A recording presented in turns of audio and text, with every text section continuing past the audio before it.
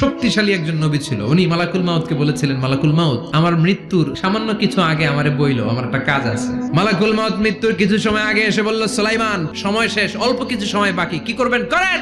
সাইয়েদনা সুলাইমান জিনদেরকে ডাকলো, ও জিনেরা, বিশাল একটা প্রজেক্ট আছে, প্রজেক্টে কাজ শুরু করো। আর কিছু জিনকে বলল, চারদিকে গ্লাস ফিটিং করা একটা রুম বানাও। সাইয়েদনা সুলাইমান আলাইহিস সালাম গ্লাস ফিটিং করা রুমের ভেতরে ঢুকলেন। এই রুমে ঢুকার দরজা নাই, হাতে একটা লাঠি নিলেন, লাঠির মধ্যে ভর করে দাঁড়িয়ে রইলেন আর জিনদের দিকে তাকিয়ে রইলেন। জিনেরা এত বদমাশ ছিল, সাইয়েদনা সুলাইমান দাঁড়িয়ে না থাকলে কাজ করতো না, দাঁড়ায় না থাকলে আজও লোকজন কাজ করতে চায় না, ঠিক কিনা? সুলাইমান আলাইহিস সালাম লাঠির মধ্যে ভর দিয়ে দাঁড়িয়ে রইলেন আর বললেন, কাজ করো। জিনেরাও কাজ শুরু করলো। ওদিকে মালাকুল মাউত এসে বলল, সুলাইমান, সময় তো শেষ। সুলাইমান বলে, সমস্যা নাই, রূহ কবজ করো। মালাকুল মাউত ওইভাবে লাঠিতে ভর দেওয়া অবস্থায়, দারুণ অবস্থায় সাইয়েদনা সুলাইমান আলাইহিস সালামের রূহ কবজ করে নিলেন। উনি এমন ভাবে দাঁড়িয়েছেন, রূহ চলে গেল, লাশ হয়ে দাঁড়িয়ে রইলেন। লাঠি